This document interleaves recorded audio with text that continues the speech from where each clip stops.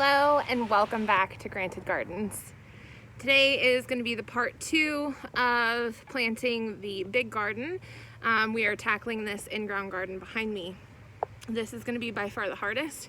The in-ground garden we started, I think, a year or so ago, and we really didn't do much to tend to the soil. We kind of threw some leftover potting soil in there, and we tried to break up the soil a bit, but other than that, we really haven't done much. So this bed is always really interesting to me. I really didn't expect anything to grow in this, but actually many things have done very well.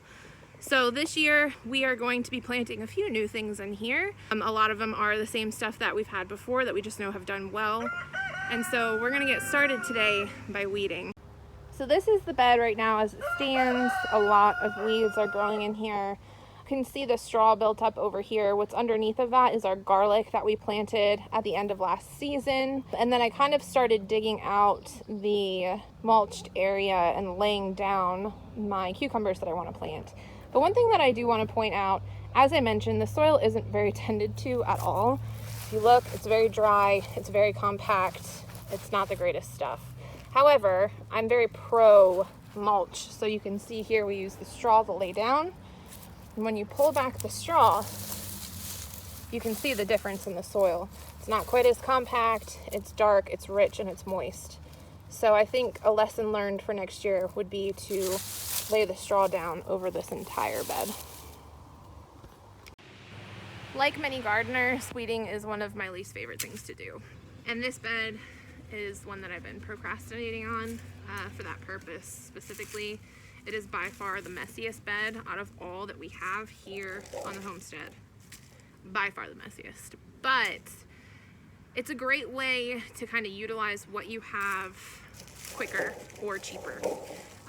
By utilizing the ground, the space that we had, and just amending the soil, we were able to plant in this space without having to purchase more soil and or raised beds.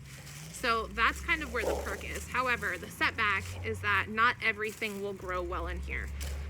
Things like tomatoes and many root vegetables don't do the greatest here because the soil is just pretty dense, and so it doesn't have the ability to spread its roots as easily or to grow, if it's a root vegetable, to kind of break through the soil to be able to expand and grow. So year after year we do our best to try and add something to this to try and make it a little bit better. It's kind of what we have, and we're okay with that. We have experimented with what we can plant in here, what does well. This year we're going to be trying a few different things. What else is nice is that we get to utilize this fence line. So we have the in-ground bed that we can plant in, and then we also get to utilize vertical gardening by using this fence line and by lining this back fence line with a trellis for the cucumbers. Now the cucumbers have done really, really well in this bed for the last few years, so I'm not too concerned about them. Things that I do want to grow in here this year is I want to do bush beans. We have done beans along the fence line last year that did really well, and the peas, my snap peas, sugar snap peas, did really well over there too. So I think that's what our game plan is. And then I also want to try growing okra in here. Now I started okra from seed and it is puny and tiny. I don't know that it's gonna make it, but I had heard previously that okra does okay and not the greatest of soil. So I think that it's worth giving it a shot in this garden bed. We'll see. Yeah, one thing that you will see me using extremely regularly in the garden, especially in these circumstances, is this little tool right here. This is called a hori-hori, and it is every gardener's best friend. Upside to it is it's kind of got a curve to it, so you can use it like a shovel. It's got a jagged edge right here, so you can use it to cut through like thicker weeds or small trees or bushes. And it's just overall a really heavy-duty tool. So I've had this now, I think, for about 2 years. And it still does the trick every single time. I love this thing. It also has measurements on there, so in case you're trying to figure out just exactly how deep you're trying to dig a hole, as far as following, planting instructions, it's a really great tool to have. We're getting there. So what I did is I went through and I kind of overturned the soil here, just with a shovel, and just dug it up a little bit, overturned it, just so that it's easier for me to plant into. And again, the concept of having the soil be a little bit easier for plants to break through when they're rooting. And then I started planting. So just to recap so far, I've got my cucumbers along the fence line here. Down on this side is going to be my slicer cucumbers. So those are the cucumbers that you'll pick and eat fresh. And then down on this side is going to be my pickling cucumbers. So pickling cucumbers tend to have more of like a denser skin to them, and the idea there is that they're better to pickle with. Your pickles don't get mushy as much, and so they're not like the most fun thing to eat fresh. Like if you're just looking for something to put on a salad, they're a little bit more to chew, I guess is the concept, at least in my experience. So I love to pickle. We've gone through a ton of pickles this year, and so we are hopefully planning on making many more pickles coming up to kind of hold us over for the next couple years. But I did want to make sure I implemented my slicers too, because that's one of my favorite snacks in the summertime. Okay, so quick update on where I'm at. I've continued planting along this fence line down here. You're gonna see my sugar snap peas along the fence line, and then my bush green beans right next to them.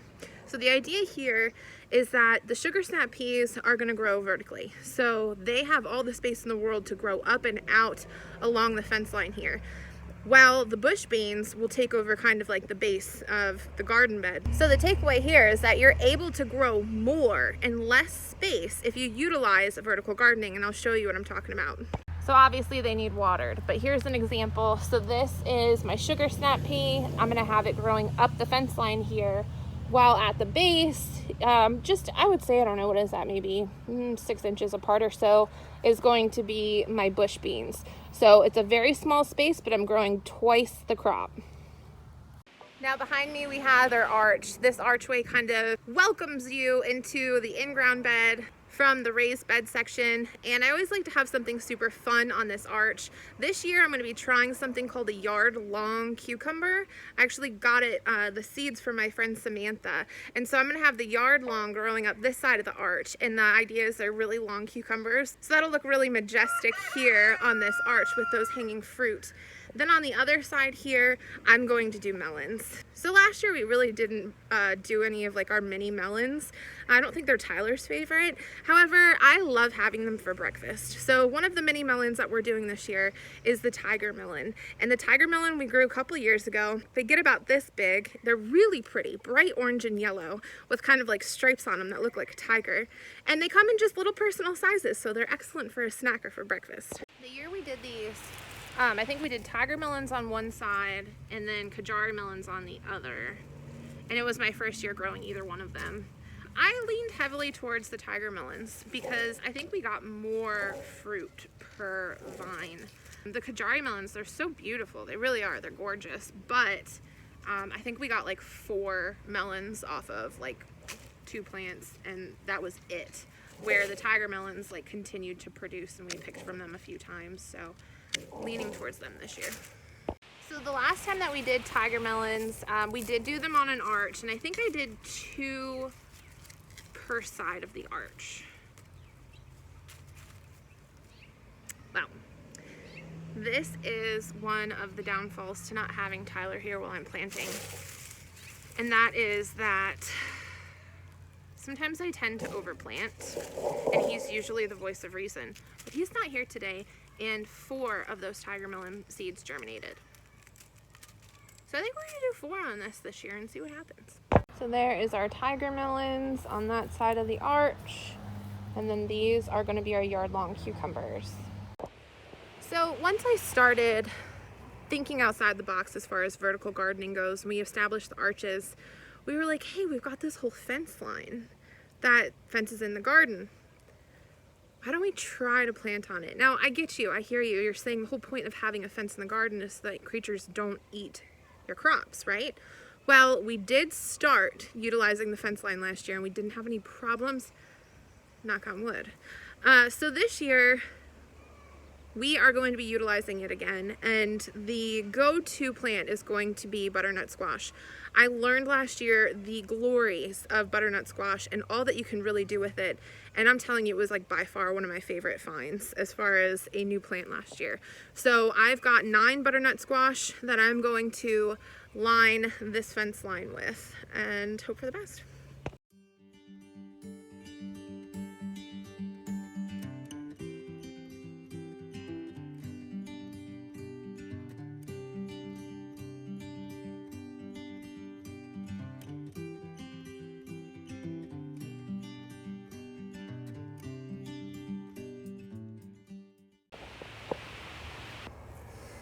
Yeah, we did it.